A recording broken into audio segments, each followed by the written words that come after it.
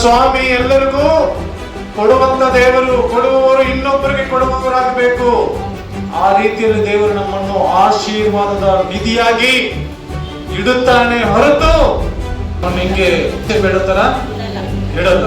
ಅದಕ್ಕೆ ಆ ಮಾತನ ಶಕ್ತಿಯನ್ನು ನಾವು ತಿಳ್ಕೋಬೇಕಂತಂದ್ರೆ, ಆ ಮಾತು ನಮ್ಮ ಜೀವಿತದಲ್ಲಿ ಕಾರ್ಯ ಮಾಡ್ಬೇಕಂತಂದ್ರೆ ಮೊದಲು ಆತನ ವಾಕ್ಯವನ್ನು ಕೇಳಿಸ್ಕೊಳ್ಬೇಕು.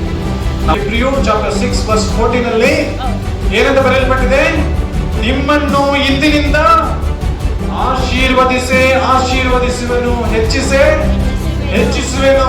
ಅಬ್ರಹಾಮನನ್ನು ಆಶೀರ್ವಾದ ಮಾಡಿದಂತ ದೇವರು, ಇಸಾಕನನ್ನು ಆಶೀರ್ವಾದ ಮಾಡಿದಂತ ದೇವರು, ಯಾಕೋಬನನ್ನು ಆಶೀರ್ವಾದ ಮಾಡಿದಂತ ದೇವರು, ದಾವೀದನನ್ನು ಆಶೀರ್ವದಿಸಿದಂತ ದೇವರು, ಸಮುವೇಲನನ್ನು ಆಶೀರ್ವದಿಸಿದಂತ ದೇವರು.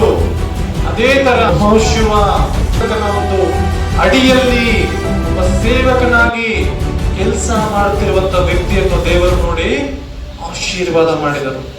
ಇವರೆಲ್ಲರ ಮುಖಾಂತರವಾಗಿ ನಮಗೆ ಇವತ್ತೇನಾಗ್ತಾ ಇದೆ? ಆಶೀರ್ವಾದವು ಹರಿದು ಬರ್ತಾ ಇದೆ. ಈ ಬರುವಂತ ಆಶೀರ್ವಾದವು ಬೇಕು ಅನ್ನೋರು ಮತ್ತೊಂದು ಸಾರಿ ಹಲ್ಲೆಲೂಯಾ ಹೇಳ್ತೀರಾ? ಹಲ್ಲೆಲೂಯಾ. ಒಬ್ಬನ ಪುಸ್ತಕ 1ನೇ ಅಧ್ಯಾಯ ಬಾಧೆಗಳು ಎಲ್ಲ ದೇವರ ಮಕ್ಕಳನ್ನು ಆದರೂ ಹತ್ರದಿಂದ ನೋಡ್ತಾನೆ. ನೋಡಿ, ಈ ಕುಟುಂಬವು ಸಂತೋಷವಾಗಿದೆ, ಸಮಾಧಾನವಾಗಿದೆ, ದೇವರ ಆಶೀರ್ವಾದವನ್ನು ಹೊಂದುತ್ತಾ ಬರುತ್ತಾ ಇದೆ. ಈ ಕುಟುಂಬವು ಈ ತರ ಇರೋದು ನನಗೆ ಇಷ್ಟ ಇಲ್ಲ. ನಾನು ಏನ್ ಮಾಡ್ಬೇಕು? ಏನಾದ್ರೂ ಒಂದು ಮಾಡಿ ಕುಟುಂಬದಲ್ಲಿ ಅಲ್ಲಕೊಳ್ಳಲು ಮಾಡಬೇಕು. ಇವನಿಗೆ ನಾಶನವನ್ನು ನಾನು ತರಬೇಕು. ಇವನ ಕುಟುಂಬವನ್ನು ನಾನು ಅಸಮಾಧಾನವಾಗಿ ನಾನು ಮಾರ್ಪಡಿಸಿ